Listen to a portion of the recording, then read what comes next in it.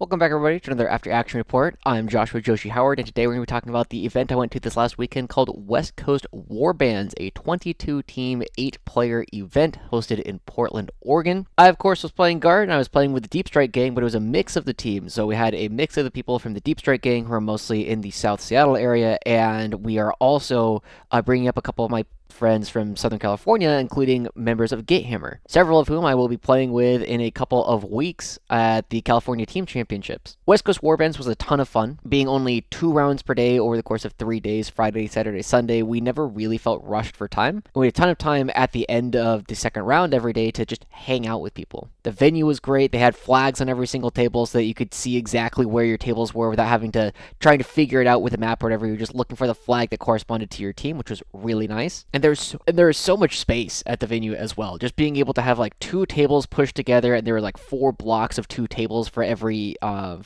pairing, such that you could very easily like find your way around. You weren't really stuck in a spot where you had to go around like multiple tables in order to try and get to the other half of your board. It was always very easy to move around in that way. So before we go too far into this, I just want to give my initial impressions of how I felt I did at the event, and then how I felt my team did as well. So there's not a whole lot of surprises. Overall, I went 4-2. I think I probably am supposed to go 5-1 at this event based on the pairings that I had. We'll talk about why one of these games ended up going not the way I was really expecting it to a bit later on. But I feel like overall my team did not live up to what I was hoping that we could do. Overall, my team ended up getting 4th at this event out of 22 teams, going 3 wins, 2 draws, and 1 loss. We were the only team at the event to get a draw up against the team that ended up winning, Florida Alliance, which included several members of Art of War. But we ended up drawing against a team that I think we probably are supposed to beat most of the time, and we ended up getting a narrow loss to a team that I think we also probably could have beaten. I think the biggest thing for this is I don't feel like we were nearly as prepared going into this event as I have felt going into other events. Like, the amount of work I was putting in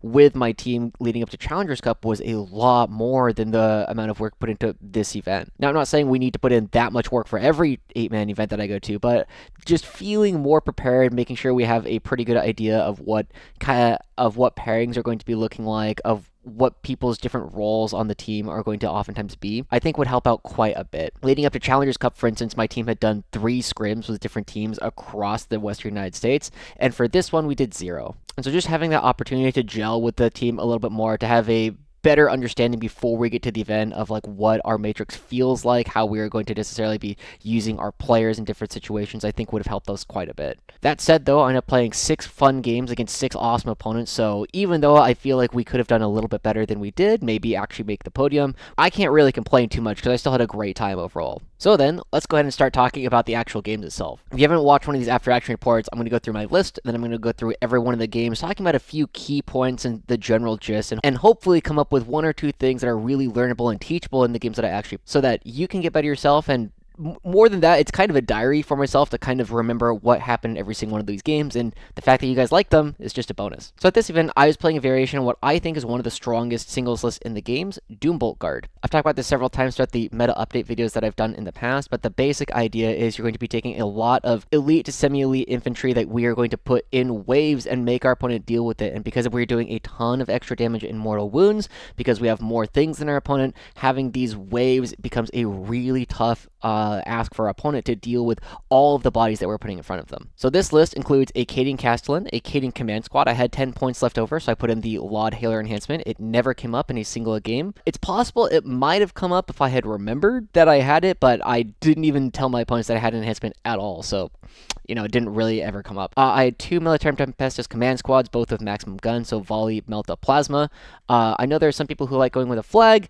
I don't think having a flag would have mattered in any of the games that I did play, but it's possible that it would have made me play a little bit differently if I had had them.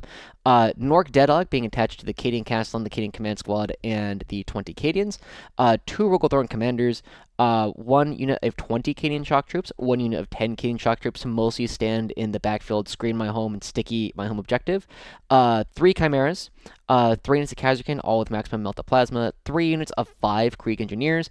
I gave the Sergeant the hand flamer. I generally prefer the hand flamer to the plasma pistol, mostly just because these guys don't really do any damage to bigger things anyway, so having that hand flamer is going to help you actually like duel with cultists and other things like that. Then we close it out with 2 units of 5 Tempestus Scions with Melta Plasma.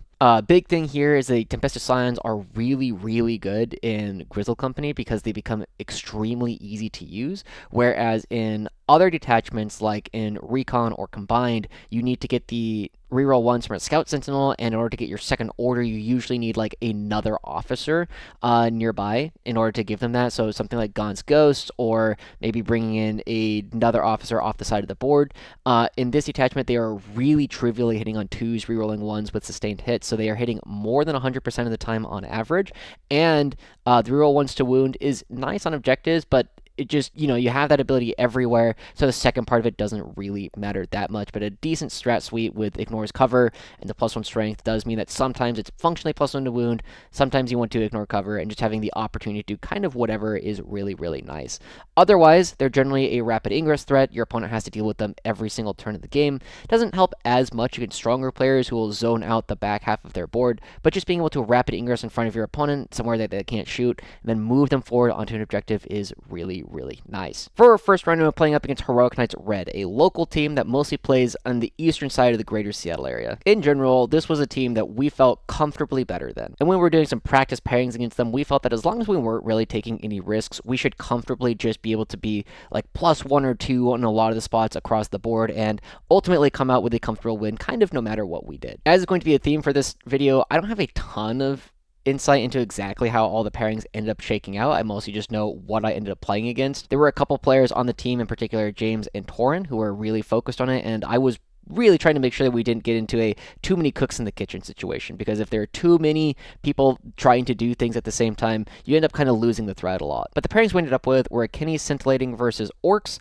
Tim's Necrons in the Necron Mirror, James's Blood Angels in a Blood Angels Mirror, my Guard versus Emperor's Children, our Death Guard played by Hans versus their Scintillating Legion, our World Leaders with Alejandro played up against their 1,000 Suns, our Tyranids in a Tyranids Mirror, and then our Admech were playing up against their Chaos Knights. And as you can see here, these were our initial expectations for how our round should probably go. And you can see that there's a lot of light greens here. There's a lot of things that we expect to be slightly better in, but we're going to be relying on being a strong set of singles players in order to really push this one over the edge. For my part, I ended up playing up against Dave and his Emperor's Children, and Dave was bringing Court of the Phoenician. And the basic idea of Court of the Phoenician is that you get +1 strength and +1 AP, maybe it's +2 strength. You get a strength boost whenever you go in for the charge. The second thing that swings into a target does not also get the bonus, so you generally want like one thing to go kill one thing, and you don't really want to have to double up into the same target because you're not going to be getting the bonus on the second thing that swings. Dave was playing this with Fulgrim, who is actually like okay in this detachment because he can use a couple of stratagems for discounts. The Go Through Walls stratagem, and normally there's 2 CP full hit and wound rerolls against, I think it's just character units, but it might also be vehicles and monsters. That one's 2 CP, and Fulgrim can use one of these for 1 CP less, so you can go through walls for free, or you can get 1 CP full hit and wound rerolls, which is not bad. Additionally, in this list, we had 3 Lord Exultants, Lucius the Eternal, 1, 2, 3 units of Infractors, 2 units of Tormentors, 2 Rhinos, 2 units of 3 Flawless Blades, and then 3 units of 6 Noise Marines. Dave and I ended up playing this one on Mission A, Take and Hold, Tipping Point, and we got Layout 6, which is definitely a pretty darn good layout for Guard versus Tipping Point, which is definitely a pretty good layout for Guard versus Emperor's Children. Now, I'm going to start off by saying Dave was a wonderful opponent. Really cool guy. He had one of his Rhinos had like a little speaker inside it, so it was like playing music the entire game, and he was making a joke like, for 1 CP you get to change the song. Unfortunately, it did not come up in this game because it did not last very long. But Dave also made some pretty big decisions early on in the game that I think were not helpful to the way that he wanted to actually score points. Now, it's worth noting that initially I had this matrix as like a 13-14,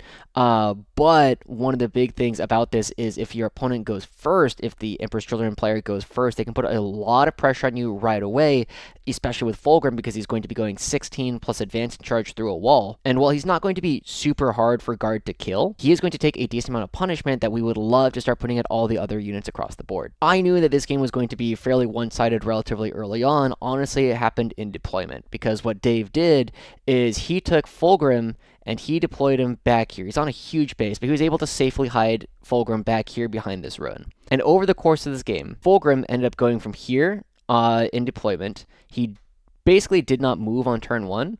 On turn 2, Fulgrim came over here to hide behind this ruin, and on turn 3, Fulgrim came out here, and he killed like 15 Cadians out of the Cadian and Nork brick. And then he died. But the biggest problem that Dave had in this game is he deployed defensively and then played aggressively. I've put out several videos in the past about trying to make sure that when you're going to be showing your army to your opponent, you do it with either less than they can kill or way more than they can kill. And Dave unfortunately put out an amount of his army that I could very easily kill, and I ended up killing a lot more than I think Dave was really expecting me to. Because when Dave went first, he had a Rhino that had like started over here, and it scouted forward, and then on turn 1, he put it somewhere on this objective. Another Rhino came out like right here. I think this one had like Noise Marines, and this one had Noise Marines and I think Infractors, whichever one gives you Scout. And then another unit, I think Tormentors, started here, and they just came and stood kind of in like a line over in this area. And then, Flawless Blades, which had started like somewhere over here in the first place, made an advance, and they ended up not quite touching this objective, just coming over this way.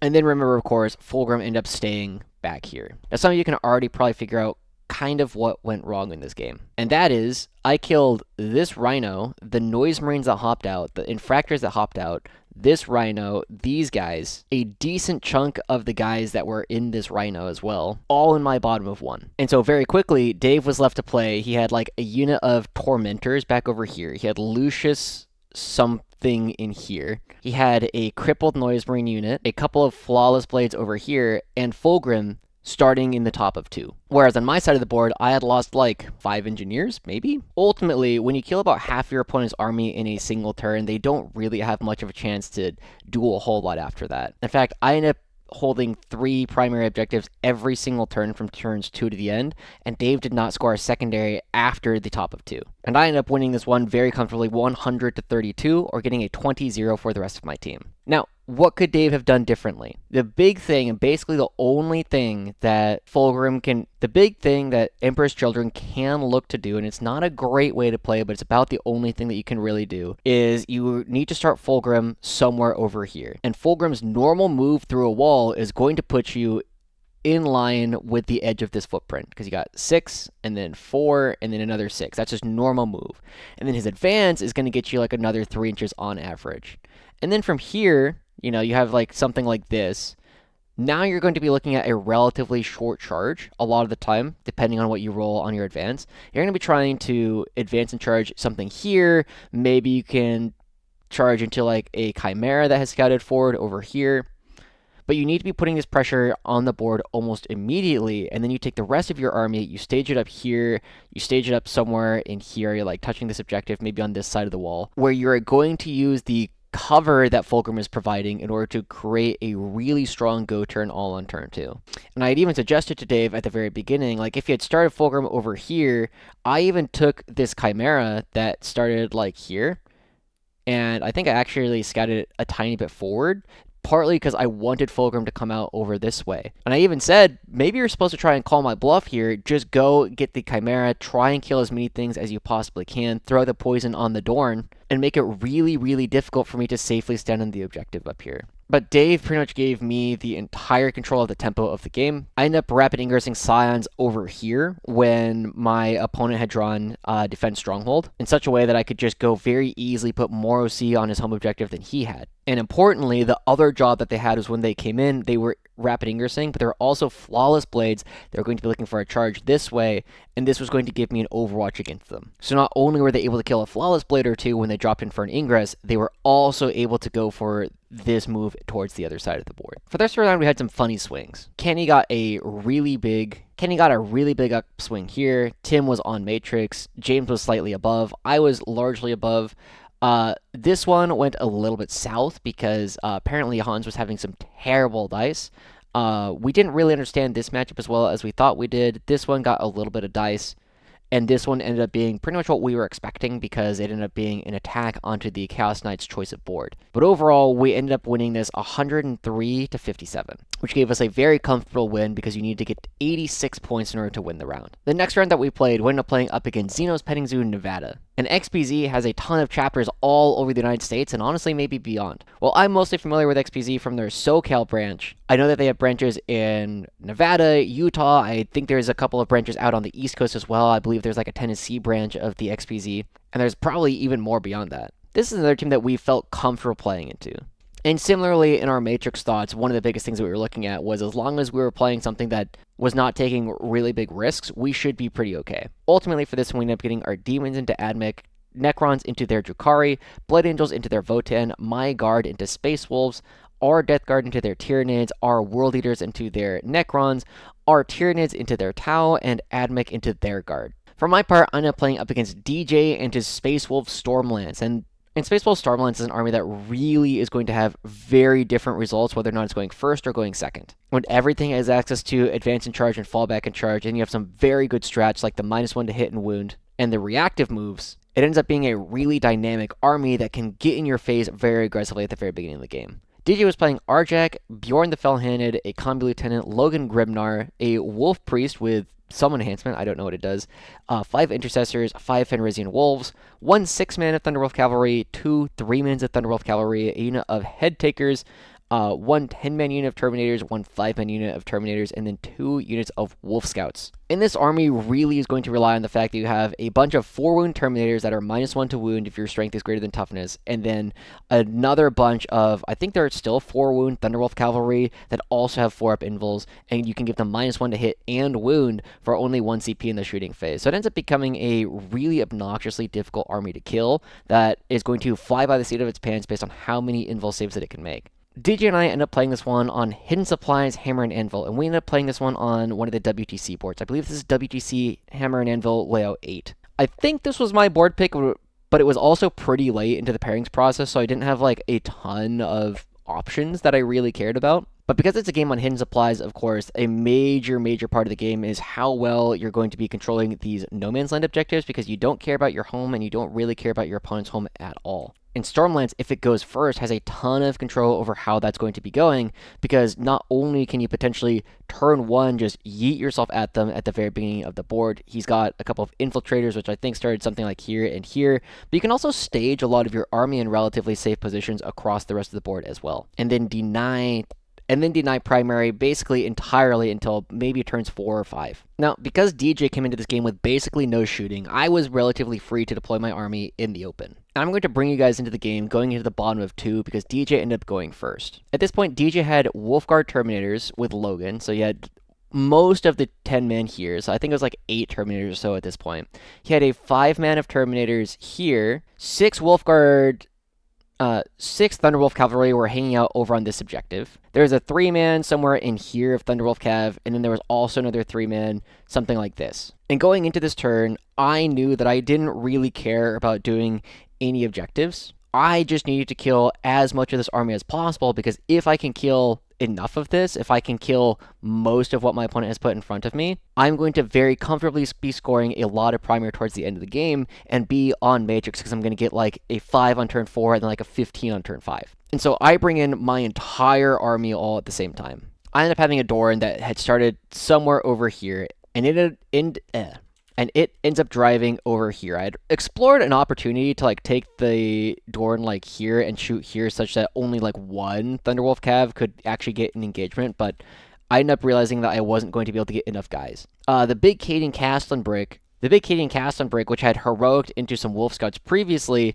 ends up finding themselves kind of spread out in this area. I dropped some Scions over here such that they can see the Thunderwolf Cavalry that are touching the objective over here. The other Dorn is fairly aggressive over here. I dropped some more Scions over here in order to shoot at these guys. And then I basically take like a unit of Kasrkin over here. They push up to go into this, and then the last unit of Kasrkin ends up pushing up into here where they can all see Logan at this angle. And then I have a little bit of extra supporting fire from some Chimeras. And my big thing, my major goals with this were, 1, I wanted to score a display of might, but 2, I wanted to make sure that my opponent was only scoring this objective.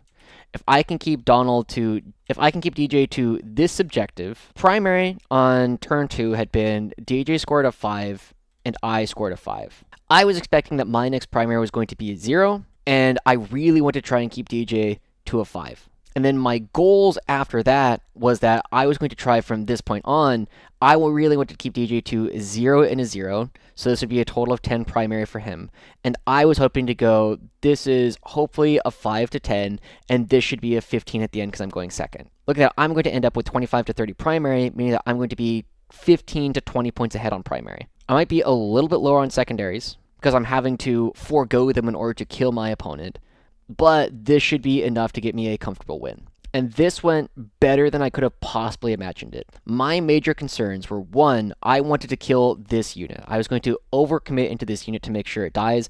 I had the Scions ready. They were going to shoot here first. And then the Dorn could see everything, so they were going to shoot second. And then enough of the Cadian Castellan could see over this way that I really wanted to. I was going to go ahead and spend any shooting that I had here going into this if I needed it to. And this went exceedingly well. The Scions killed 3, the Dorn killed the other 3 after he popped the -1 to hit and wound on this unit, and I killed every single one of these Thunderwolf cavalry. On the other side of the board, this unit of Kasrkin basically just killed this by itself. He had left one guy touching the objective when he had consolidated backwards after killing like a couple of Krieg Engineers that were here, which is honestly probably one of the big differences on why the shooting went as well as it did when I had that reroll once to wound. Over here, this went exceedingly well as well. The Scions killed like 4 Terminators, and then the Dorn also killed like 4 Terminators, and then the Kasrkin did some damage to Logan as well. So I killed all of the Terminators over here, leaving just Logan.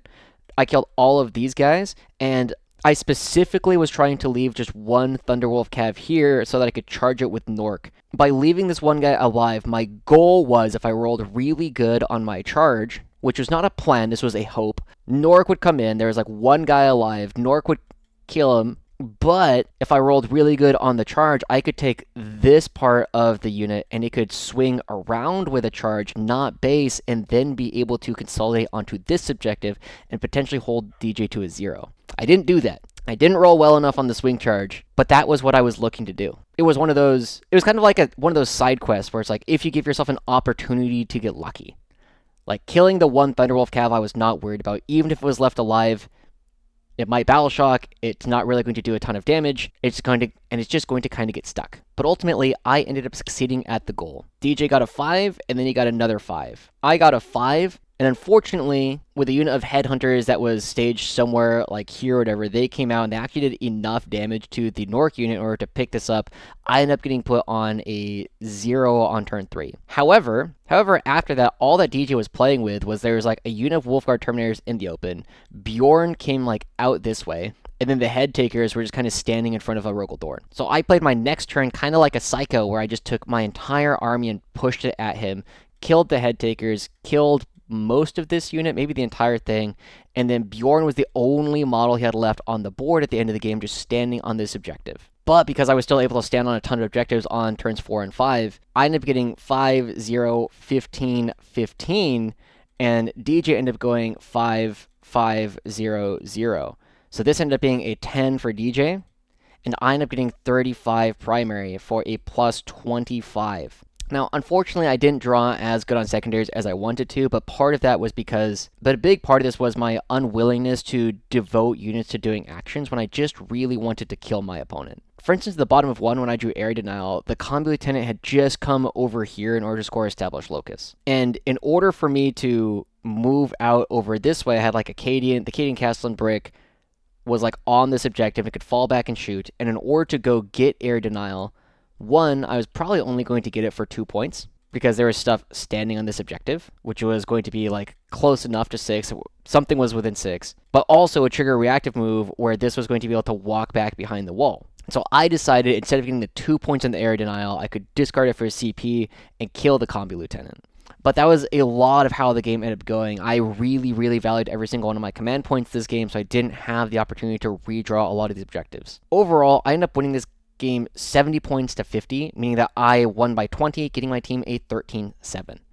In this round, we had a couple of good upswings. Kenny went +7, Tim went +11, Blood Angels was basically on Matrix, I was on the high end of my Matrix, but unfortunately, Hans once again got giga-diced. He was just not killing any of the Tyranids he was supposed to, and then World Eaters going up against Necrons just was not able to do anything into the Catan. So we ended up getting a -9 and a -9 here, but we got a +7 from our Tyranids game, and then our Admech once again on Matrix. So we had a +18 here, which neutralized this, and then +1 from this, and +7. So we ended up being a total of 8 points above our total projection, meaning that we ended up winning this one 97 points to 63. So far we've had 2 comfortable wins, but we definitely felt like we could have done a little bit better, because we had a couple of times, because both rounds had a couple of players coming in a little bit below what we were expecting them to. With 2 wins under our belt, our round 3 ended up being up against the Florida Alliance, a team that included a couple of members from Art of War, including Jack Harpster and Mike Muzeni. Gethammer had actually played up against a lot of these guys at the Challengers Cup, where we played them in round 6 for that event. And unfortunately, they were definitely better prepared than we were. For this one, we ended up getting Demons into their Thousand Suns, our Necrons into their Tau, which was one of our dedicated things that we were planning to make play up against Tau. Blood Angels versus Votann, Guard against Imperial Knights, Death Guard versus Ultramarines, World Eaters versus Eldar, Tyranids versus Drukhari, and Admech versus their Guard. And we realized a couple of things pretty much right off the bat. One, this one was a matchup that we had underestimated. Our Admech did not have the volume to get through Tucker Ricky's list because it was just mass bodies. And even though Admech has decent volume, when you're getting overwatched on the way in, and they can give themselves +1 save, it ends up just not being enough attacks into a lot of 4-up or 5-up saves. We also thought that this one was going to be a lot worse. We had this initially matrixed as a 10. It very quickly got to a spot where we were thinking, this is probably going to be like a 4 or a 5. So we knew pretty quickly that even though we were matrixed for something in the draw range, with 2 of our games already, even before the games had actually started, were already looking kind of bad, we knew that we needed to make up some points elsewhere. For my part, I ended up playing up against Dustin Hammond. Just kidding. He apparently got in a car accident. I hear he is okay, but a lot of his models were not ready to go. And this ended up being piloted by Eric Andrews, another player that I have played before. He was the guy on the Florida Alliance that I played up against at Challengers Cup, where I played up against his Death Guard.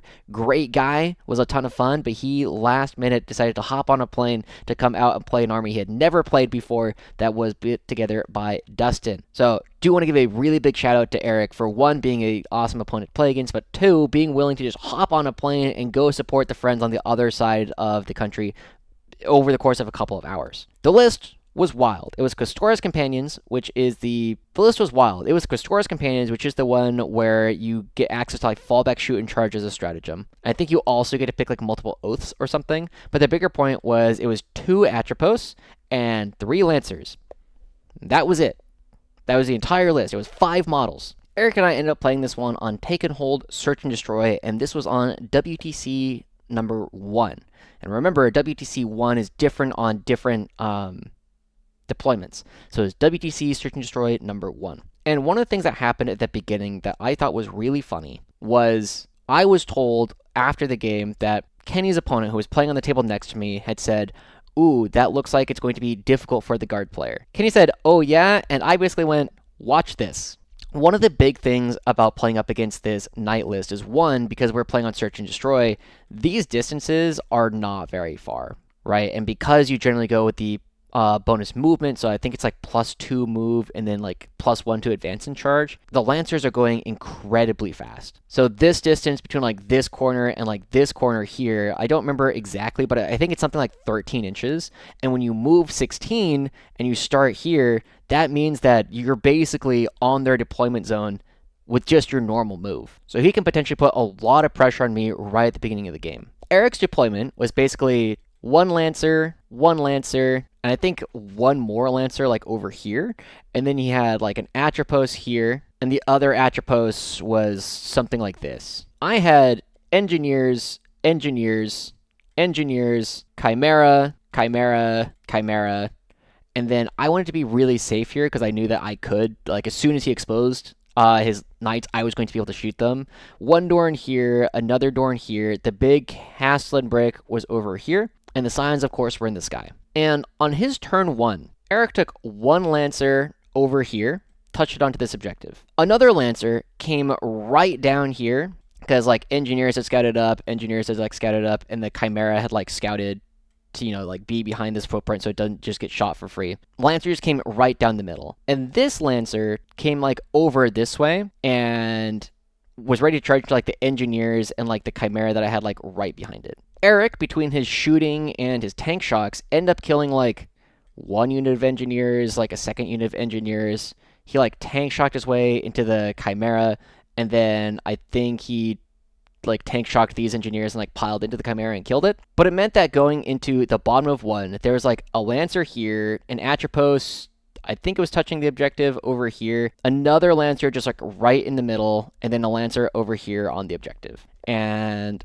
the last Atropos was hanging back on his home in a way that it was not possible to shoot. And I looked at this and said, okay, it's time to go. We gotta kill as many of these, and I set up all my army.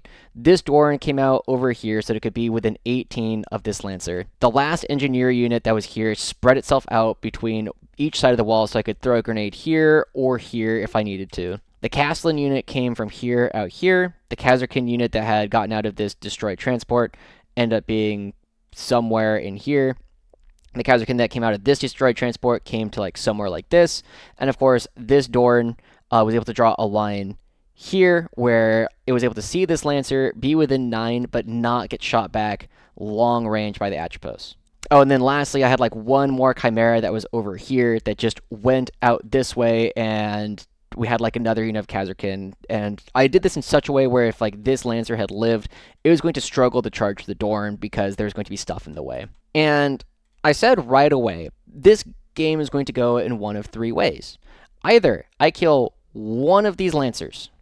Like, you roll pretty hot on your 4-up invuls, I roll low on my damage, I roll low on my shot count, whatever. I kill one Lancer, and then we are probably from here looking at a fairly 10-ish game. More likely than that, the second way that it can go is if you roll a normal number of 4-ups and I kill 2 Lancers, I'm still probably going to win this game. It's probably going to be something like a 12 to 14, somewhere in there. Third way that this game can go is if you roll poorly on your 4-up invuls and I kill all 3 Lancers that you set up in front of me, this is going to be looking like an 18 plus. So I start off my shooting phase. I end up doing a ton of mortals. The remote mine goes off here, it does 5.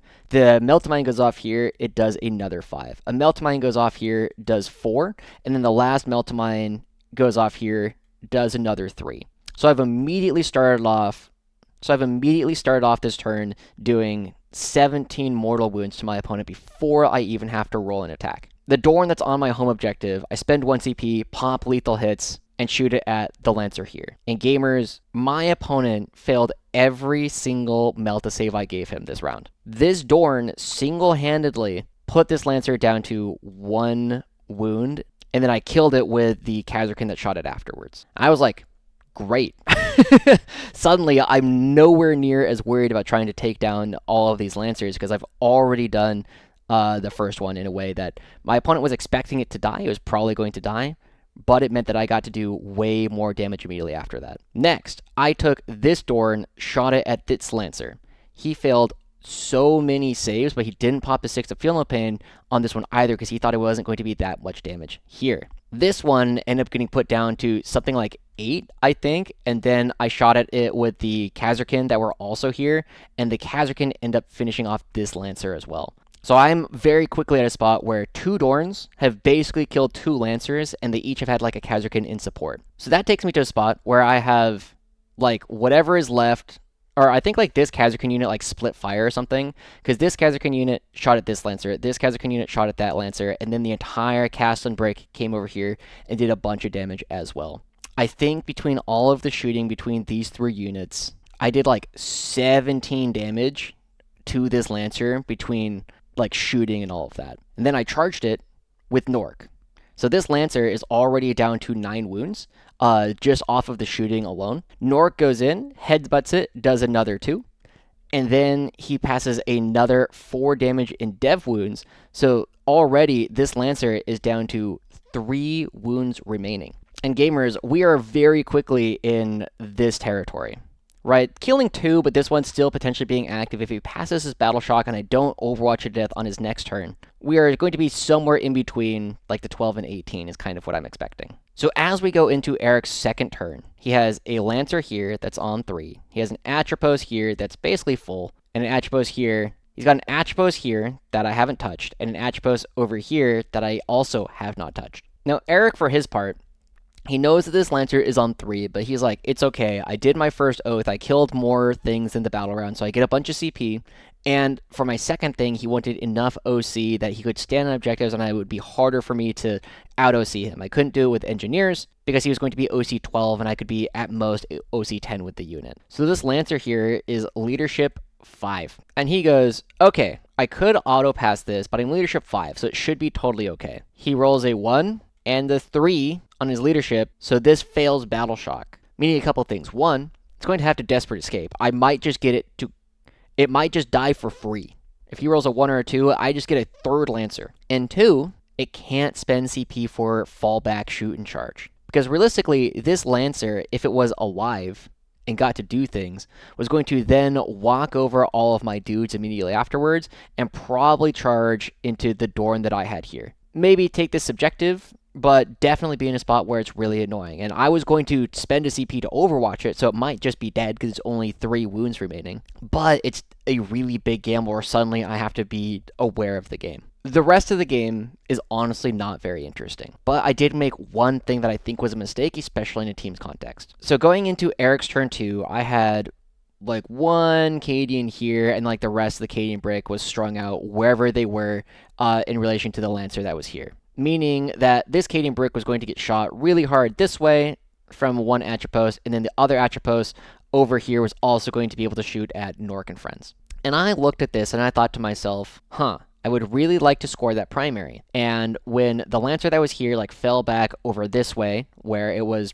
not going to get shot, and it was not going to get overwatched, but I was going to chase it down with Nork, I knew that neither Atropos was going to be able to see if I had put like a single Scion here on this objective, behind the crate. And so what I ended up doing is I rapid ingress in order to score myself a 15 on the second turn. But here's the problem, gamers. I was virtually guaranteed to max primary from this position. So Eric was going to score a 10, because I could not get him off of both of these objectives on turn 2. He ended up scoring another 10 on turn 3, because he killed enough of the Cadian brick here, such that there was not enough OC left over to go touch this objective. And then he ended up scoring a 5 on turn 4, and then a 0 because he held his home on turn 4. And because I cleared out basically everything over here, turns 3, 4, and 5 were basically all of the army that was in this area just advancing twice to try and get to his home objective as quickly as possible. But what I needed to remember is that even if I didn't score this objective, and I scored a 10, I was, at the very least, going to be scoring a 10 for here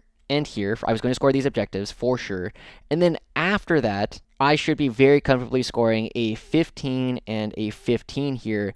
And this is a total of 50. Whereas, of course, my opponent gets a total of 25. But I overcapped my primary. By rapid ingressing Scions here, I turned both of these into 15s. But this 5 and this 5, like, you don't get any bonus points for getting 60 primary. I needed to be switching earlier in the game to how do I stop my opponent from scoring points. Instead of going for a rapid ingress in this spot, which doesn't get me any more points because I'm already going to cap, I needed to be trying to rapid ingress Scions over here, or maybe over here, or maybe back here, with the entire purpose being that this unit on the next turn was going to then run onto this objective, or run onto this objective, or run onto this objective like this. And if I had done that and turned one of these 10s instead of a 10 and turned it into a 5 and turned this into a 20, that would have gotten me another diff point. Depending on what else happens, it might get me 2 diff points. And because I ended up scoring all of the points over the course of this game, I ended up winning this one 100 to 55, which is an 18-2. But if I hadn't been greedy, if I hadn't been so focused on trying to score my own primary here, I could have potentially turned this into a 100 to 50, which would have been a 19-1. In a singles context, I had won this game in the bottom of 1. There really wasn't anything that Eric could do from that position. He was cooked. But in a team's environment, I needed to think a little bit more about the fact that I was going to be maxing primary no matter what, and I needed to be doing things to suppress my opponent's score instead. It was not the difference between us getting a win versus a draw or anything like that, but it's one of those spots where maybe getting that extra point does help me out a little bit more going into future things like maybe best in faction, and there are going to be some rounds where that one differential point might make a difference. The rest of the round was kind of wild. Unfortunately, our Sint player ended up coming in relatively far below, so we started off with -6. our Necron player swung up, so we end up coming in at -1 over these two games. Blood Angels, I remember looking over at this game and looking, that looks like a draw. Both players still have a ton of units still left over. But unfortunately, our Blood Angels ended up coming back with a -5, so these end up canceling out. We're back to a -6. Apparently, the Votann player that he was playing against rolled a lot of fight on deaths, which meant that he ended up killing way more than my teammate was expecting him to. Luckily, I ended up coming in above because I killed more knights than I was maybe supposed to, puts us back to a -1. Death Guard comes in -1 again from projected, so we're at -2. World Leaders actually punched up really well. All 100 going into Jack Harpster, really fought for every single point, ended up coming back with a 10, which put us on our original matrix, which was above our starting matrix. Unfortunately, our Tyranids player, I don't know exactly what happened here, but I think they lost way more of their gaunts than they were expecting to, end up coming in under matrix. And this one, like we were kind of expecting at the very beginning, also ended up struggling. We called this one very early as like, hey, we did not properly understand this. This is worse than we expected. So we end up coming in, so we are at -2 before, -5, -12 overall on our matrix, which against the caliber of a team like Florida Alliance is not bad, but it does mean that we barely pulled out the draw. If everybody had hit their initial matrix, we would have come out with like an 86-point win. Unfortunately, between not fully understanding how to play against all of their lists and a couple of things not going our way, we end up coming in barely squeaking out with a 75 to 85 up against Florida Alliance. Now, for my part, whenever I'm looking at one of these situations, my big thing is as long as we're losing or drawing up against the teams that we are expecting to do well at the event, I don't really mind. A draw is kind of what happens when two strong teams end up playing up against each other a lot of the time. For our fourth round, we end up playing up against BFH, Big FN Hammers. And this is mostly people that we know from the east side of the state. And I've played against several of these players before. Like I played against Andrew Johnson at the Charity Cup in Las Vegas, and I played against Bailey at Slaanesh over in Ocean Shores. But apparently a lot of these people are players that Deepstrike Gang knows, just from going back and forth between events on the east side and the west side of the state. Now, one of the funny things about this team that we were playing up against was that they had brought in Floof Cox, which if you aren't familiar, definitely go recommend checking out their YouTube channel, Nexos Floof, if you want to get better at GSC. They do a lot of similar stuff that I do here. But Floof is a player that I believe made it onto Team USA Academy this year. Very strong, if not the best GSC player in the world, at least one of the best GSC players in North America. Very strong player. Plays an army that a lot of people don't get to play up against very often, and was basically the only player on their team that we really felt we needed to find a way to control. Everything else we felt was rather manageable. And you can see from the matrix that we've put together, this is a fair amount of green. And the only red that we have here is going into the GSC, and it's not even that bad of a red. For my game, I played up against Drew Johnson again. Really fun guy, has a fantastic painted Votann army. And like I said, I had played him before at Charity Cup in Las Vegas. Drew was playing Iron Master, Memnir Strategist with some enhancement, Uthar the Destined with the free strat aura, 2 Capricus carriers to split up your Jaegers and move them around, 1 6-mana Thunderkin with conversions, 2 3-mana Thunderkin with Grav, Chthonian Earthshakers, the indirect that they do have available to them, 2 Hecatons with, once again, the conversion beamers, 2 units of 3 Hernkin Pioneers, 2 units of 10 Hernkin Jaegers split up into 5s with the Capricus, 1 Ironkin with guns, and then 1 Ironkin with melee weapons. Now, funny story about this, I thought going into this game that I was expecting to get somewhere between a 12 and a 14. In general, Votann kind of does a lot of the same things that Guard wants to do, but Guard just does them better right now. We have more OC, we're faster on the board. We're not as durable as Votann is, but we have longer range, so we can win a lot of these long-range shootouts. And especially because Drew wasn't running any of the Hearthguard units that can deep strike and like make the game a bit more dynamic, it's going to be a very static game. And because I had the Scions, I had a little bit more tools to change the dynamism on the board in ways that I didn't really think that Drew could match. Now, that's what I thought. Apparently, one of the things that I said, because this has been said by multiple people, is that I told Drew that I was expecting to get a 20. I don't think that was ever true. It's possible that I said it, but in my mind, what I was thinking at the time was I'm expecting to get like a 12, and if Drew like wants to force the issue to try and get a singles win here, that's when I can pull out a 20 against him. So when he tries to get weird. But multiple people say that I actually said I was expecting a 20, which really funny. Now, the next funny thing about this round that will come up a little bit later is we were playing this one on Scorched Earth, a notoriously go second favored mission, and a mission that is notoriously very difficult to build up a ton of differential on. One of the big things that you're going to be looking to do here is, in general, you can often go like 10, 10, 10, and then like a 15 at the end with a burn.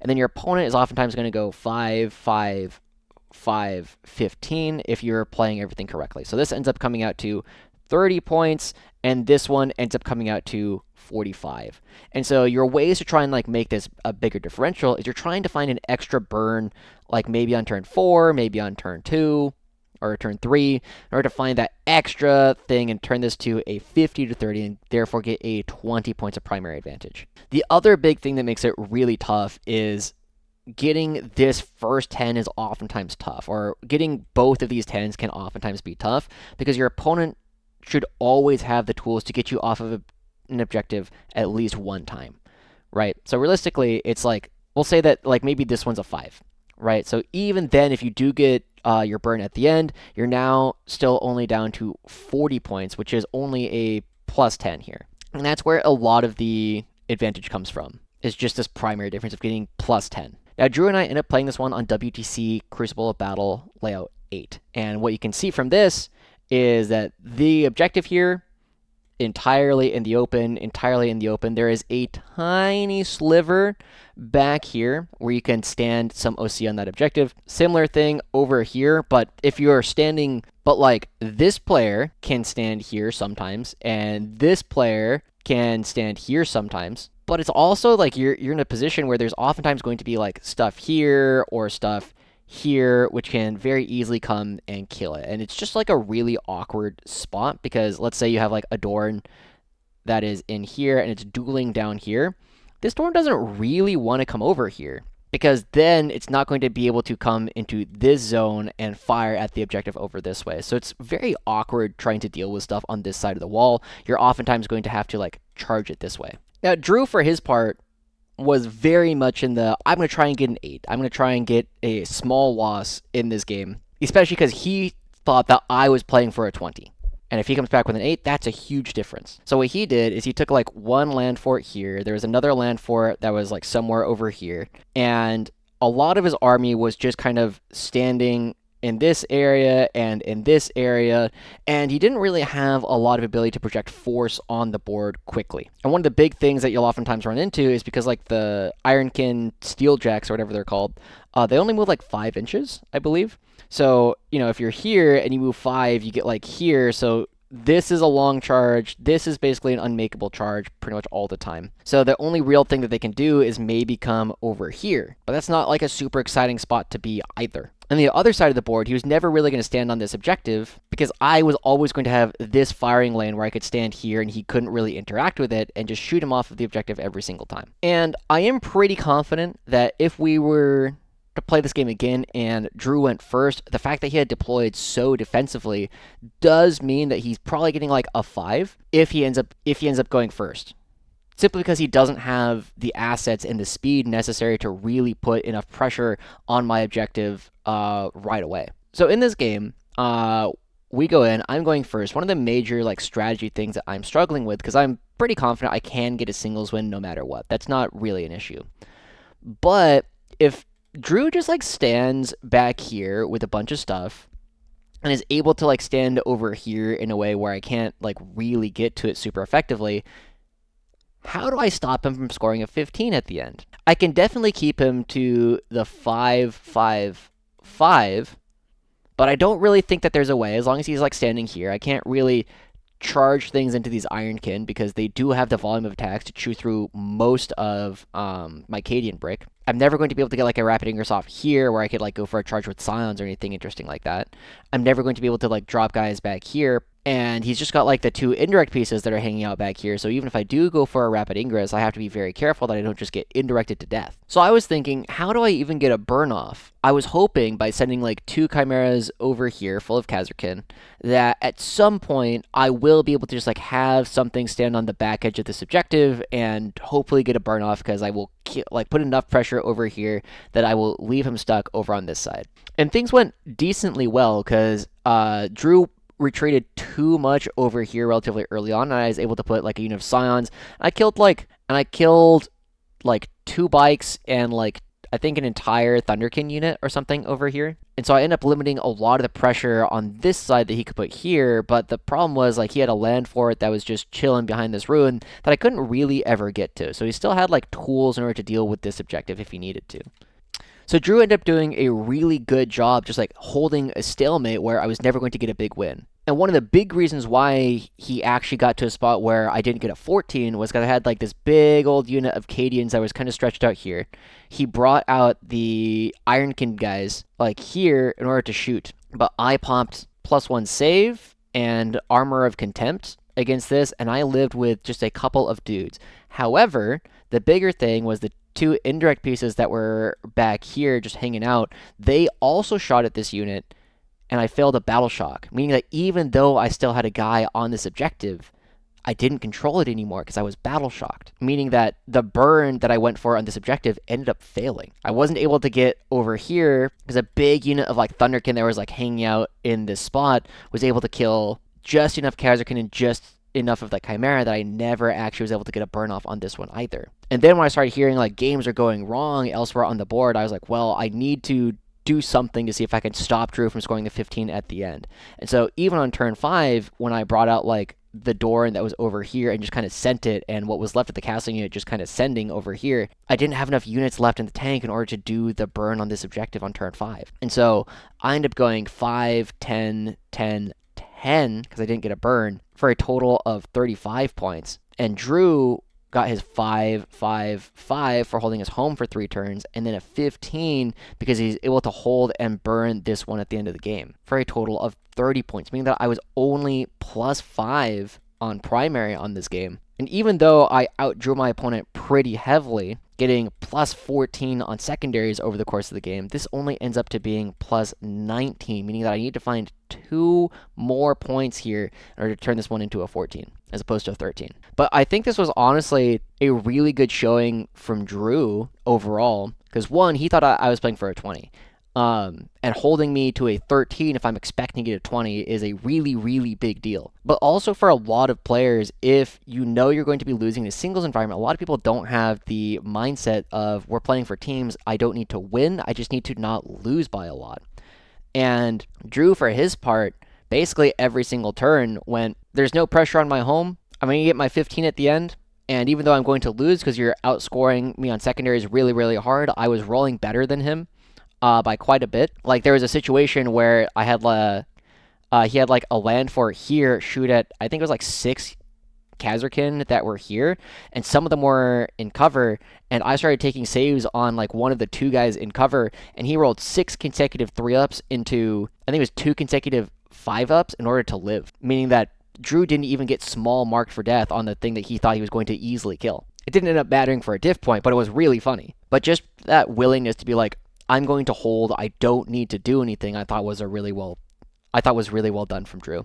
Overall, though, this round did not go the way that we wanted it to. So firstly, Kenny ended up coming back with a -9. Tim came back with a +5. James came back with a -6. I came back with a +1. Death Guard came back with a -7. World Leaders came back with a +3. Tyranids came back with a -6. And Adbeck came back with a -2. Meaning that overall we came back 21 points under what we were projected to do. Now, part of this is because, like I mentioned at the very beginning, we went first on every single board on Scorched Earth. And on Scorched Earth, what you can generally do is, whenever you go first, it's about a -2.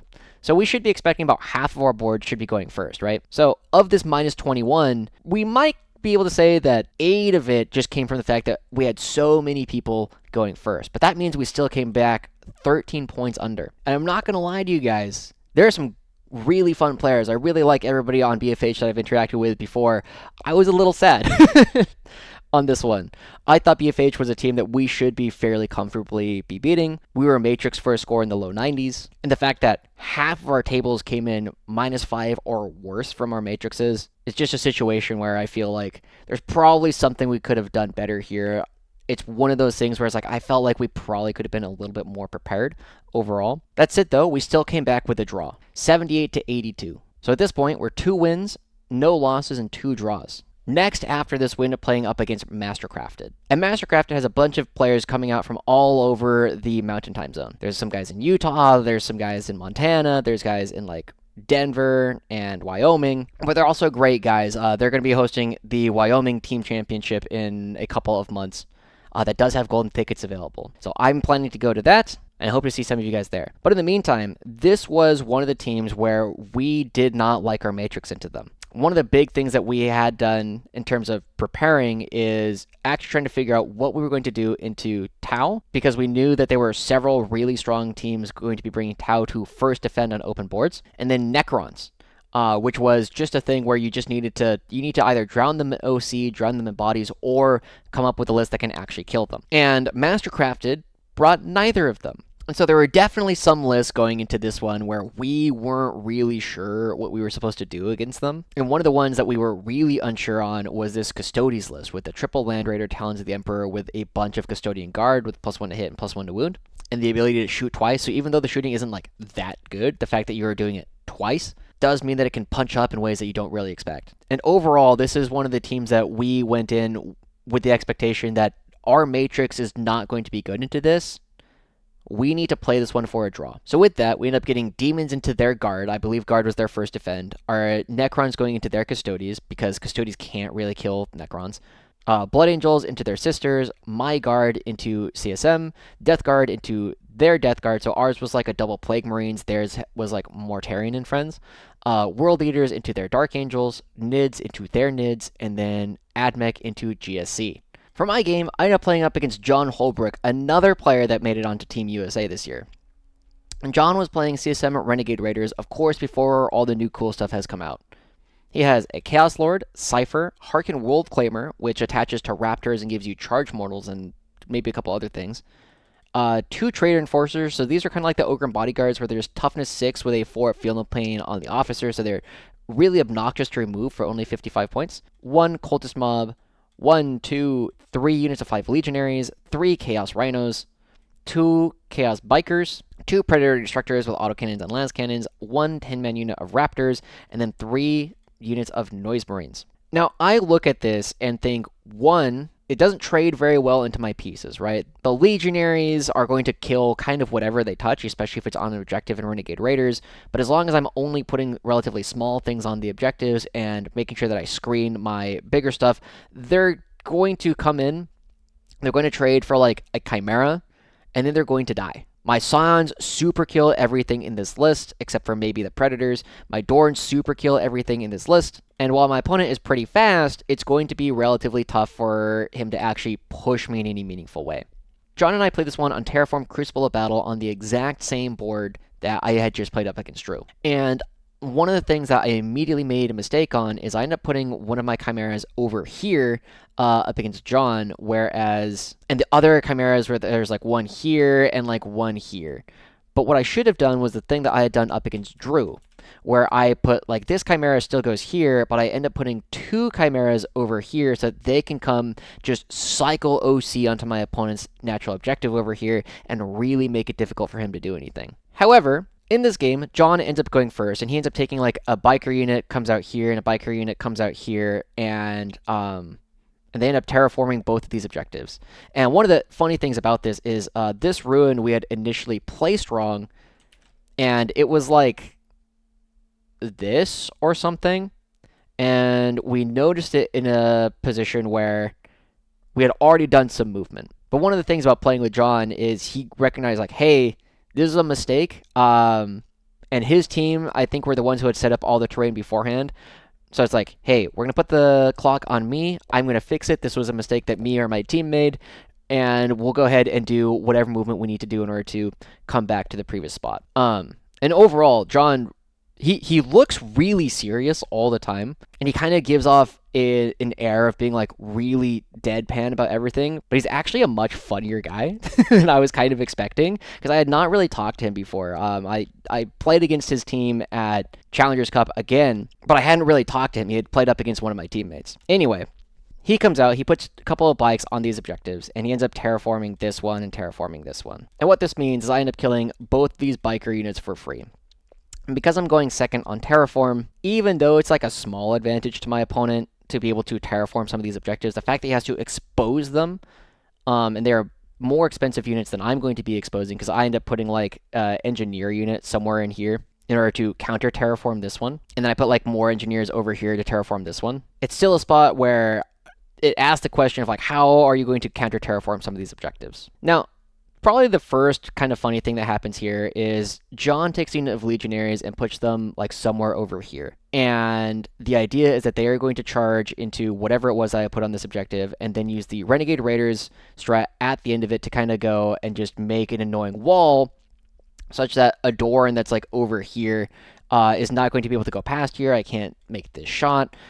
And it's going to protect a couple of things that way. But what I did here, I think caught him a little bit off guard because I dropped a unit of Scions over here with a rapid ingress with the idea that as soon as these guys declared a charge, I was going to overwatch them. And another cool thing that John did is he was like, hey, on my clock, could you go ahead and roll a couple of, fake overwatches just so I can get like an internalization of how much damage I'm likely to take. So I did that. And I was saying I'm expecting to realistically kill probably 2 or 3 Marines, which is enough that maybe I still hold the objective after you charge in and I fight you back. And he takes a look at it and goes like, okay, I think we're in a pretty good spot. I'm going to go ahead and declare this charge. He takes this unit here and declares a charge into whatever I had on the objective. And I go, okay, cool. Well, now I'm going to overwatch. And I roll 3 6s on 7 dice with my plasma, meaning that I get 6 hits of plasma. I kill all of the normal Marines. I roll a 6 on my 2 Melta shots, meaning I get 2 Melta hits. I get 2 more wounds, and then the Chaos Lord dies as well. So for 2 CP, I just killed this Legionary squad and the Lord. And John took it in good spirits. He's like, well, that sometimes is just going to happen. Sometimes you do just roll 3 6s and I just lose the entire unit. So that was one of the funniest things. But the game immediately kind of shapes up to a situation where the game kind of shapes up from here with an expectation that I'm probably going to hold this, and maybe at some point he's going to rapid ingress Raptors like here or here, and they are going to, charge into whatever this is, maybe charge into this objective. If I make a mistake and allow the Raptors to like ingress over here, they can charge into my home objective. They're going to do one of these 3 things at some point during the game. And I will be held down like one objective, but overall I'm in a position where I'm probably going to be stopping him from holding this one most of the time, and while I will probably never get to his home objective just because it's hard to really push in general, I'm still trending for somewhere between like a 12 and a 14. And then my coach comes over and he says, things are going badly, can you push? And I tell my coach at this point, I can coin flip the game right now. It's either going to be it's basically a perfect coin flip on whether or not I get a +3 here and I'm starting to look at like a 16, or I don't do it and I'm probably looking at like a 10. And my coach says, do it. And I won't lie to you, the adrenaline that made me feel was not something that I'm very used to, and honestly it means that it's something that I really need to work on. So basically what the game plan was from here was John still had his Raptors in reserve, but there was like a Rhino here, and I think it had like Noise Marines inside. His cultists, he had like the Trader Enforcer thing. He had another Rhino here that I think was empty. There was like a Predator here and like a Shattered like Legionary unit somewhere over here. And I think there was also like Noise Marines somewhere like here or something. And in my position, I had the Scion unit here. I had like a Chimera here, Dorn, and the big Castellan brick here. The other problem was I had like another Chimera back here because I was still trying to screen out the Raptors, which hadn't come in yet. And it's approximately in this position that I get the push call. So my thoughts and what I was going to try to do was I was just going to send everything in this northwest quarter of the board, and I was just going to send it this way. And the things that I was looking to do was if I could kill the Rhino and some number of the Noise Marines inside, or like some of the Legionaries that were inside, that would be great. I'm going to try and kill this Predator. I'm going to try and kill these Traitor Guards. I'm going to try and kill this Legionary by blocking things off.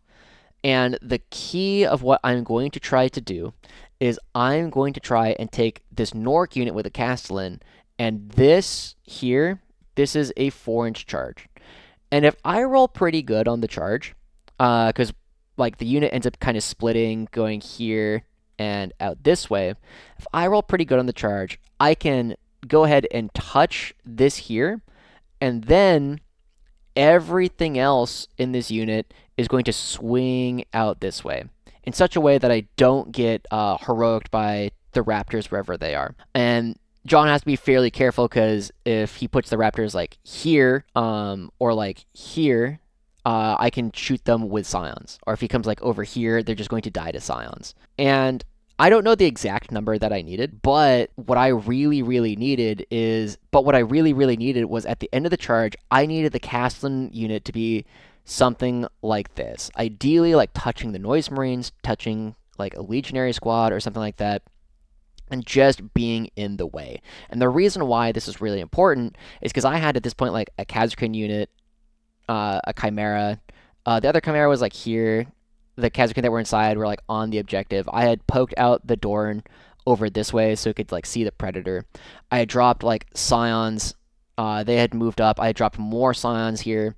And the idea was, and what I was trying to do, was if I could tag enough things, I was not going to lose a lot on the clapback, and he would have to expose a lot of his army in order to kill me. So, like, the Raptors were probably going to come over and do some damage, right? I'm expecting that the Castle Brick is going to die. I will probably lose one of these Silent Bricks, but probably not the second one. I was reasonably losing this Kasrkin and this Chimera, but I was going to comfortably hold this, and I was still going to have, like, this Dorn was going to be able to, like, push up over this way. Unfortunately, the swing charge doesn't go far enough. I don't touch all the things that I need to, and because of that, I end up losing more pieces than I want to. I end up losing these Scions. I end up losing most of these Kasrkin. The Dorn ends up getting tagged. I think the Dorn might have been on the objective, but the Dorn ends up getting tagged immediately afterwards in such a way where it can still see like this angle, but it can't see this angle. And I'm very quickly in a spot where I have simply run out of assets. And I think part of why this push actually ended up going wrong is because the Chimera that I had over here, the Chimera really wanted to be over here so that I had like the second wave of stuff over on this side so that the Kasrkin could come out over here, make sure I clean up anything that hangs out over here because like the lone Legionary ends up doing like cleanse or something on this objective. I could get a counter terraform on this objective at some point, and I can try and kill like the Noise Marines that were somewhere over in this area at the same time. But because I wasn't able to use the Chimera, because these Kasrkin that ended up being like here end up not really contributing to the push, I end up being in kind of an awkward position. And I end up like scrapping for points towards the end of the game. I still end up stopping John. There was a really funny situation where I had like a Dorn that was coming out over here. It shot like a Rhino to death in order to score Bring It Down, and there was like 5 Legionaries that he had thought about advancing charging, decided he didn't really want to, and I took the Dorn, killed the Rhino, and shot like just the Stubbers into the Legionaries, and the Stubbers popped off and killed like 4 Marines, which is never supposed to happen. But then I was able to tank shock the last one, and then the Dorn was able to put itself on this objective, turn itself to OC6, and stop him from holding it with the 6 Noise Marines that were on the objective here as well, which saved my team another diff point. So overall, I take what's looking like a very stable, like 12, 13, something like that, and I'm told to push by my coach, take a coin flip, and I end up coming back with the tails. Now, a couple of interesting things end up happening in this round. So firstly, we end up losing 72-88. And remember, in order to get a draw, you need 75. So we needed 3 more points here. I end up giving up 4 points going for this push. But I think it was the right call at the time. So a couple of things happened that I ended up learning later in the round. So these end up being more or less on Matrix. We were being told that this game was going poorly. But when I get the push call, my the Sisters player was setting up for a couple of 6-inch charges, fails both of them, which is the difference between this being like a 5 and a 9. So this was one that we were expecting to be going worse than it actually ended up being. This one we knew was going poorly relatively early on, simply because our opponent had killed way more of the Gaunts than we were expecting to lose in the first couple of battle rounds. And this one was not one we were expecting to swing up until, from what I understand, Hans made some really long charges that he was not expecting to make. So at the time, we were trending to be something in like the high 60s. And if I didn't find those extra points, we were probably going to lose. But when this swings up like 4 or 5 points higher than we expect it to be, this swings up like 4 points like higher than it's expected to be, and this is not the 20 that we were kind of expecting it to be, the fact that I end up giving up 3 points here, funnily enough, turns out to be the situation that could have got us a draw. And I'm not going to lie to you gamers, I felt really deflated after this, because I think the push call was correct. I think I played the push about as well as I could have. Maybe I'm supposed to reroll the charge. Actually, I think I am supposed to reroll the charge, because even though it was a successful charge, I needed it to be a larger charge so I could swing farther. The call and the play, even if both were done about as well as I think was possible, ended up being the reason why we lost. So I was sad. I was pretty sad after this one. We ended up losing this one 72-88. It was our only loss against a team that we didn't really like our matrix going into, so I'm not too sad that we lost the round overall. I'm just kind of sad at the way that we ended up losing it. But the game was great. I really enjoyed playing up against my opponent, and it does make me feel comfortable that if I were to play someone of this caliber again, because he's like over 1900, that I could absolutely take the game if I needed to. For our last round of the event, we ended up playing up against Rain City Witch Pigeons, and normally they call themselves Emerald, but they didn't this time. They said that we were getting Mandela affected. I think they're just gaslighting themselves. But Rain City is another one of our local teams up here in Seattle, and it's a team that a lot of the members of Deepstrike Gang know very well. And I'm in their Discord, and everybody I talk to there seems very cool, even though they're kind of too far for me to regularly go play games with them. This was another match where, from my understanding, the Rain City Witch Pigeons really did not like their matrix into our team. And I can't remember who it was, but one of them just kind of looked at it and just kind of went, oh, this is going to be a hard round. But because neither of us were in a position where we were really expecting that we could podium, it ended up being like a really low-key round overall. We got Demons into Chaos Knights, our Necrons into their Guard, Blood Angels into their Orcs, our Guard into Votann, our Death Guard into their Necrons, our World Eaters into their Death Guard. Funnily enough, people on our team were disagreeing about like what we were expecting to see from this matchup. We got our Nids into their Custodes and our Admech into CSM. For me, I ended up playing up against Brendan Kading, I'm not sure, and he was playing Leagues of Votann Delve Assault Shift, which is the Berserks detachment, which gives them all deep strike. I think it makes them battle line if they weren't already, and it gives them some really, really good tools, like access to Advance and Charge, reviving models for bonus movement effectively, and they already fight on death, so there's just a lot of tools available to these units. His army had Memnir Strategist with an enhancement that allowed it to revive models. Uthar the Destined for that aura of free stratagems.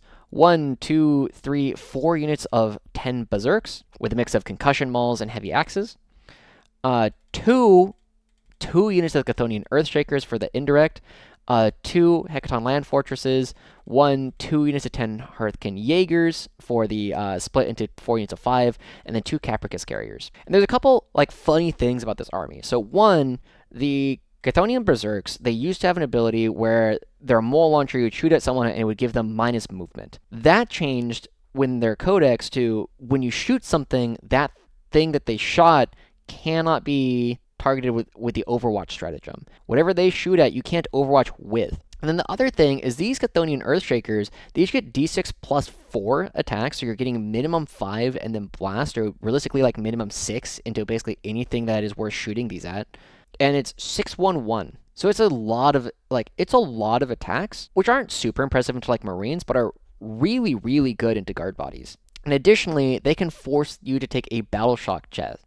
And additionally, you force the thing to take a battle shock test, which is, again, specifically good into guard because it does force even things like a Rogal Dorn to take that battle shock test, which can prevent it from actually doing the fire Overwatch itself, and it can also prevent it from using Armor of Contempt. Brendan and I played this one on Linchpin on Tipping Point Games Workshop Layout 1, the most basic 40k that you can play these days. And I realized pretty quick playing this game that One, Brandon was a different caliber of player than the last time I had played up against this detachment. The amount of free movement that you get with the Memnir strategist rezzing the Chthonian Berserks is insane. And the fact that you get so many guys back very quickly means that you end up getting a ton of extra points of models back basically every time. I think Brandon ended up raising like 15 dudes or something over the course of the game. And when it's 200 points for 10 guys, he basically got another 300 points of dudes coming back over the course of this round. But for the most part, I think this game was a bunch of examples of me undercommitting into different units. And part of it is that the Chthonian Berserks are a really weird defensive profile. Chthonian Berserks are toughness 6 with a 5+ save, 1 wound, and a 4 feel no pain, which is really, really weird. So this toughness 6 is a very weird number because your las guns are wounding on 6s. So your las wounds on 6s. Your plasma wounds on 3s. But when you get to the -1 to wound, suddenly your plasma is wounding on 4s. And your heavy flamers are also wounding on 4s. And also the heavy flamers coming out of the heavy flamers on the chimeras are just wounding on 5s. So it's a lot of effectively -1 to wound just by being at toughness 6. The 5-up save means that almost everything that has AP, you're just going to fail to save. And the 1 wound means that you don't need to get very many of them through. However, the problem is this 4-up feel no pain. Because even if you hit them with a 3 damage shot, like from the Oppressor Cannon from the Dorn, your opponent still has an opportunity to save it, right? Because you're doing 3 damage, they need to fail 1 of them. So the first one, half the time they save it, then half the time they save it, and then half the time they save it. So 2 times 2 times 2 equals 8. There is a 1 in 8 chance that even a shot from a Rogal Dorn from the Oppressor Cannon just doesn't kill one. So you end up in a really weird spot with trying to calculate how much damage you're going to be doing to these things. So over the course of this game, I think I get a little unlucky. But more than that, I think I just didn't really understand what my opponent's army was trying to do. And there's a couple spots where I get a little bit unlucky. So the first one, I start off, I end up going first in this game, and I end up putting 2 engineers on this objective. And so then there's a bunch of Hernkin Jaegers.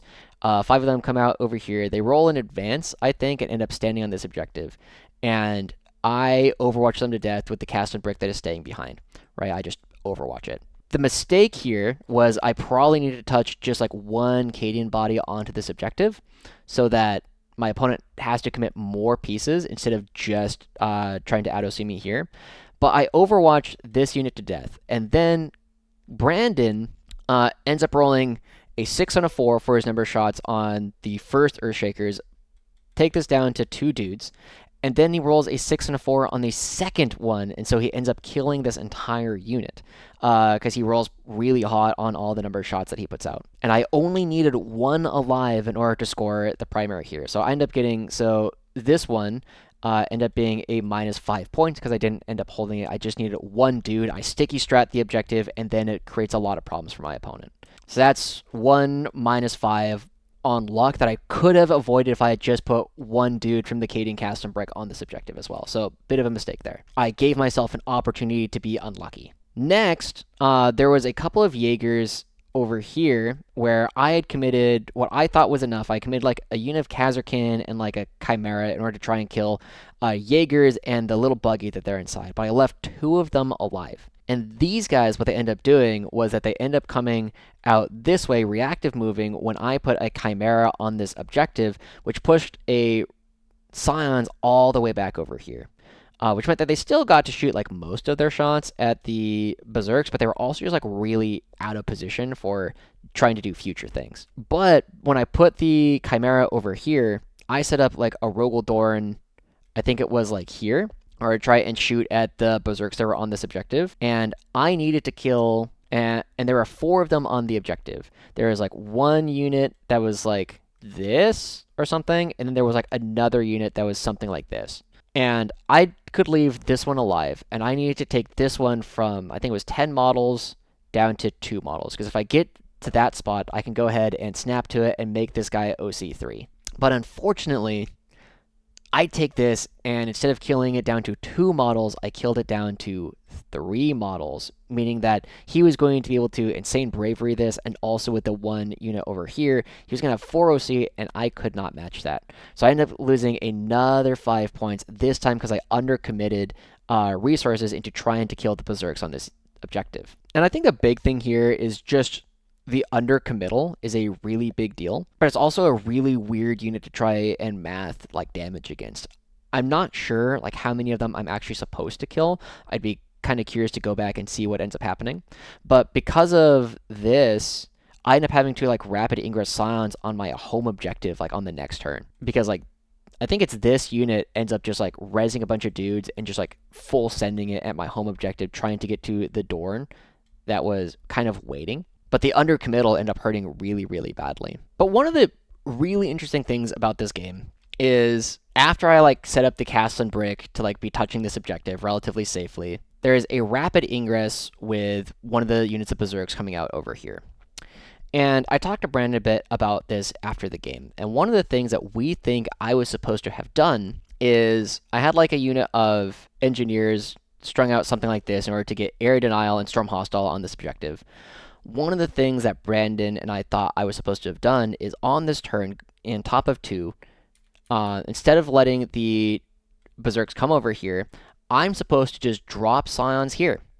And they wouldn't have anything to shoot at. Like, maybe they get some pot shots into something down this way. But the big thing is it does 2 things. 1, it prevents this rapid ingress, and these guys end up denying this objective another time. 2, if I go for a charge here and make it, I don't care that much if I make it, but if I do make it, I turn off the Earth Shakers. But I turn off like the Earth Shakers, and maybe I can even touch like the land fort that's like hanging out in here. So I can prevent all of these guys from going and doing what they want to next turn. And 3, it just asks questions about my opponent's home objective. Because if I can somehow get all 10 guys onto the objective and then keep enough of them alive, I might be able to snap to it and have extra OC on that objective. It might have been the only time where having a flag would have been relevant on my Scions for the event. But it does a couple of things, right? It buys me 5 primary, right? Because I end up holding this in a spot where I maybe don't otherwise. And 2, it buys me a ton of space such that this unit can potentially go for charges into stuff like over here on my next turn. But it feels really weird. It doesn't feel like a thing that naturally pops into your head of like, oh, I'm just going to sacrifice a 155 point unit of Scions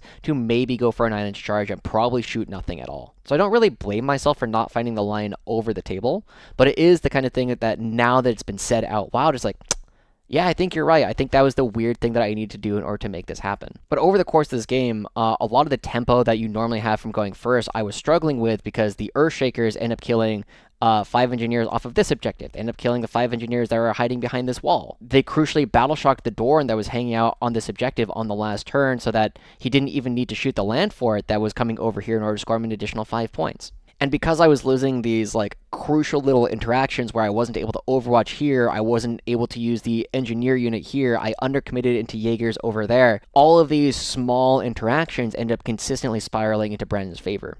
And ultimately, the fact that he was consistently really neutering my ability to use the Scions, I think was one of the major reasons why he was able to win this game. Because the Scions, they actually just kill Berserks really, really effectively, especially if the Berserks are on the objective. Because you're just going to be putting so many shots, it's going to be enough damage too, that it's probably going to be getting through the Feel No Pains anyway. But overall, it was a super fun game. I really enjoyed playing against this one, and it really makes me rethink about how like the Delve Assault detachment actually works. And it gives me a little bit more respect for it for the next time I end up playing against it. And honestly, even though I was a little bit sad from playing round 5, where I got told to push and it ended up not allowing us to draw the round, I had a ton of fun this round, and round 6 ended up being my worst round because I was 5 points under Matrix, but it was also such a strong Matrix for us overall that it didn't really matter. And even though the team came out as a net -2 from what our Matrix was, the Matrix was so strong that we still won the round 94-66 anyway. So it was a really fun way to end the event. I'm glad I got to play up against a really cool team to end. At the very end of it, like I said, we ended up getting 4th, getting 3 wins, 1 loss, and 2 draws. And unfortunately, because we were on the lower end of several of these interactions, we ended up playing up against a lot of the really strong teams at this event. We didn't have very good tiebreakers, and it meant the Heroic Knights Blue was able to sneak their way in up above us. With that, though, I had a ton of fun playing good games up against a bunch of strong players. and got to hang out with my friends, and I would absolutely do it again. So if you're interested in teams, I definitely recommend you go talk to some of your friends, let them know that you're interested in it, and just put together a squad in order to play some of these events. For now, though, thank you guys so much for tuning in. I'll see you guys all next time. Bye-bye.